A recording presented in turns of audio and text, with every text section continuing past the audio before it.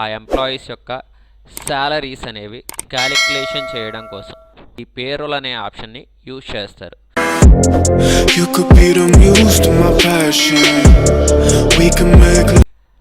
Hi viewers, last వీడియోలో మనం TDS, GST, IGST 3 options కలిపి ఒకే ప్రాబ్లం ఎలా చేయాలో లాస్ట్ వీడియోలో మీకు ఎక్స్ప్లెయిన్ చేశాను.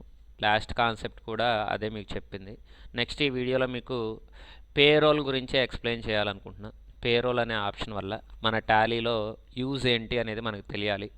ఈ పేరోల్ అనే ఆప్షన్ వల్ల టాలీలో కంపెనీస్లో వర్క్ చేసే ఎంప్లాయీస్ యొక్క శాలరీస్ని క్యాలిక్యులేషన్ చేయడం కోసం పేరోల్ అనే ఆప్షన్ని యూజ్ చేస్తారు. అంటే కంపెనీస్లో వర్క్ చేసే ఎంప్లాయీస్కి శాలరీ అంటే శాలరీ ఒక్కటే ఇవ్వరు. శాలరీతో పాటు DA, HRA, CCA, ESI, PF ఇలాంటి ప్రొఫెషనల్ ట్యాక్స్ ఇలాంటివన్నీ పే చేయడం జరుగుతుంది. అంటే సెంట్రల్ గవర్నమెంట్లో కానీ స్టేట్ గవర్నమెంట్లో కానీ వర్క్ చేసే ఎంప్లాయీస్ అందరికీ శాలరీతో పాటు అదర్వైజ్గా అలవెన్సెస్ అనేవి ప్రొవైడ్ చేయడం జరుగుతుంది. అయితే ఇవన్నీ మన టాలీలో ఎలా క్రియేట్ చేయాలి, ప్లస్ అలాగే శాలరీ అనేది పే చేసేటప్పుడు ఒక్కొక్క కంపెనీలో రకరకాలుగా పే చేస్తారు. అంటే కొన్ని కంపెనీస్లో మంత్లీ వైజ్గా పే చేస్తారు, కొన్ని కంపెనీస్లో డే వైజ్గా పే చేస్తారు, కొన్ని కంపెనీస్లో క్వాంటిటీ వైజ్గా పే చేస్తారు, కొన్ని కంపెనీస్లో ప్రొడక్షన్ వైజ్గా, అలా ఇలా డిఫరెంట్ టైప్స్గా శాలరీ క్యాలిక్యులేషన్ అనేది ఉంటుంది. సో ఇవి టాలీలో ఎలా క్యాలిక్యులేషన్ చేయాలి, అందులో టైప్స్ ఏంటి, ఇవన్నీ నేను మీకు ఎక్స్ప్లెయిన్ చేయాలనుకుంటున్నాను.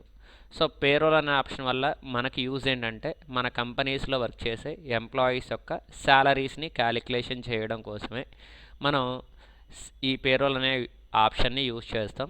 ఇలా శాలరీ అనేది క్యాలిక్యులేషన్ చేసిన తరువాత ఆ శాలరీ పే స్లిప్ ఏదైతే ఉందో ఆ పే స్లిప్ని ఎలా చూడాలి అనేది కూడా నేను మీకు ఎక్స్ప్లెయిన్ చేస్తాను. ఈ వీడియోలో మీకు పేరోల్ అనే ఆప్షన్ అసలు ఎలా యూజ్ చేస్తాను చెప్తున్నాను, ఎక్స్ప్లెయిన్ చేస్తున్నాను.